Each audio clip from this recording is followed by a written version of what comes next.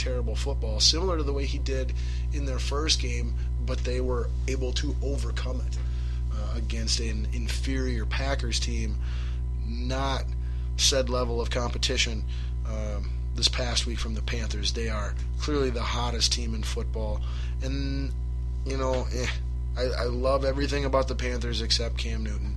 I don't know all the players well enough, to know for sure if I like him or not. But I know that I hate Cam Newton. Like, I cannot stand Cam Newton. I'm telling you, honestly, just being truthful. I'm not saying you should or shouldn't. But me personally, I cannot stand Cam Newton. I think he is unbearable as a human being. I can't stand anything about him. And I don't like him. Really, really similar to Johnny Manziel, and why I never liked Johnny Manziel.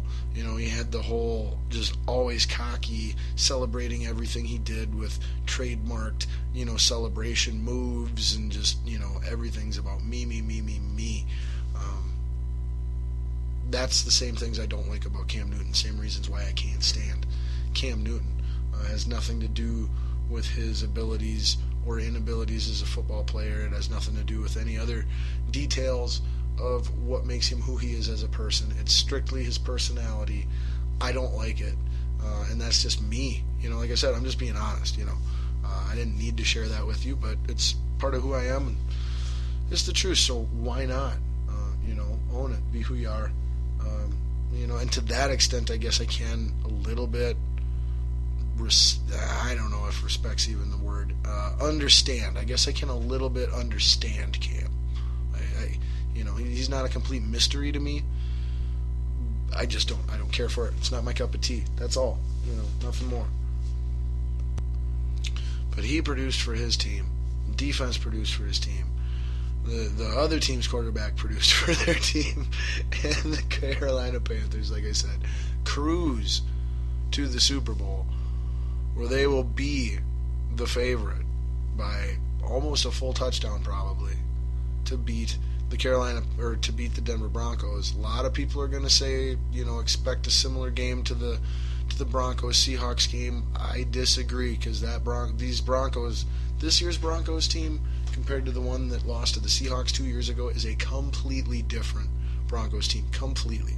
It's different coaching, it's different players, it's different philosophical, foundations and identity. It has a totally different identity instead of strengths and weaknesses. But we will get into that as balls deep as humanly possible on next week's show. Final bit of football spew this week, and then we'll end with balls deep thought of the day.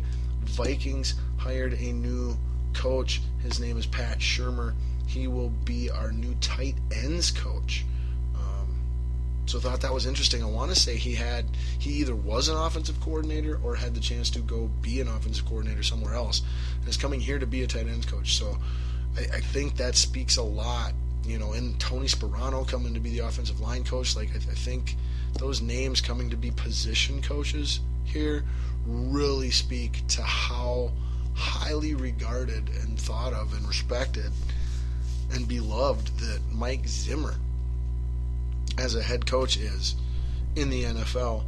And that just bodes so well for the Vikings organization, so long as ownership continues to support him, give him the resources he needs to do his job the way he sees fit,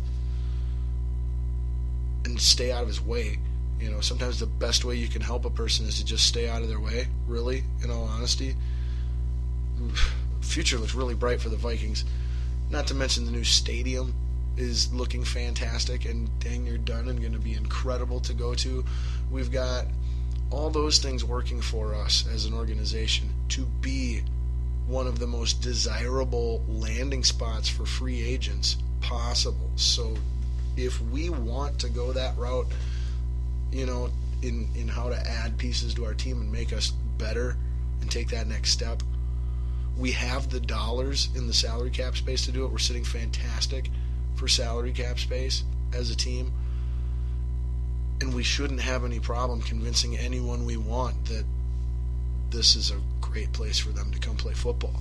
So that's a really unique thing for me in my 30 plus years as a Vikings football fan, and I'm very happy and excited about that. But we're going to call that for football talk, and we got to get to our balls deep thought of the day. It's time to end this show, our historic landmark 50th episode. Again, thank you for making it happen each and every week by listening to the show and letting other people know about the show. I can't stress this enough. My biggest asset is your mouth. Because that's the only advertising that we really got, outside of social media, is, word of mouth, you telling people to listen to the show. So thanks as always. Again, continue to listen on YouTube, SoundCloud, and the Spreaker app. And our balls deep thought of the day, super quick, super short, it is this. I think that with the current state of the Pro Bowl game that in the NFL, that we talked about quite a bit here on the show, that I could be completely okay with what they're doing with it and how they plan at the moment to move forward with it in place, if we would simply rename it what it is. Call it what all the other sports call it, because that is in fact what it is. Okay, this is no longer a Pro Bowl game. I told you earlier in the show, I'm a real stickler for words and their exact accurate meanings and being used correctly.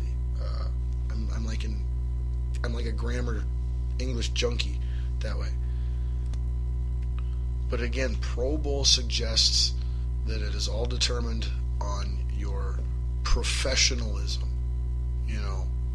How well you performed professionally. It is not that anymore. It's not even close to that. Most sports it isn't either. But they don't claim it to be. They call it what it is. It is an exhibition game, to showcase our stars. Okay? Now, Teddy Bridgewater is not a Pro Bowler, but he is an all-star because he's the quarterback, the starting quarterback of a successful team, and he's not bad. He's not great, but he's not bad, so that makes him the star quarterback of our team. Like every high school football team, you say, oh, he's the star quarterback. You don't say he's the starting quarterback. It's like, oh yeah, our school star quarterback and our star wide receiver, and it's not like because they're a star in the whole conference or the whole league. No, they're just the star on their team. Like, that's the role on the team they play. Thus, with the current state of the NFL, Pro Bowl still as they call it, I'd be totally okay. It wouldn't bother me with people who have the credentials that, for example, Teddy Bridgewater has this year. It wouldn't bother me if those people were still going, because they're not calling it something it's not. You can have mediocre production numbers and still be a star. Being a star is a role. Like I said, being a pro is a job. It's performance and production based. So if we could just, here's our balls deep thought of the day, if we could just call the NFL Pro Bowl the NFL All-Star Game, I'm good. I'm totally good with it. Like, you don't have to change anything else. You don't have to, make it more exclusive to get in. You can keep, the 25th approximately. You can keep inviting the 20 through 25th best quarterbacks in the NFL to come play in the game. It's okay because they're the star quarterback on their team. Like, there is a fan base, and they're still a star. They don't have to be producing as a professional, to be a Pro Bowler. They just need to be a star. So boom, like that immediately changes the criteria that one should or shouldn't incorporate, and how seriously they should take something. You're building off of the words, Pro Bowl. You're building off of professional and production. So to then disregard those elements, in who gets to participate. It's just it's hypocritical and wrong. So just change the name of it. Don't call it the Pro Bowl. Call it the NFL All-Star Game. And I have no problem with people like Teddy Bridgewater making it this year or any future year. I have no problem with the drafting of the two different teams and not having the conference versus conference stuff like that. Cool with all of it. Just change the name so that you're calling it what it really is.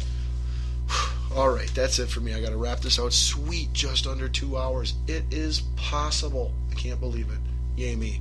All right, thanks again for tuning in to our 50th episode of Balls Deep Sports Talk. We'll be back again next week, of course. Same Balls Deep times, whatever that is. Same Balls Deep channels, Spreaker, YouTube, and SoundCloud. Till then, I'm out. Have a great weekend watching hockey, watching Pro Bowl football, or All-Star football, as I would like to call it, and whatever other sports you may be taking in this weekend. Till next time, I'm out. Peace.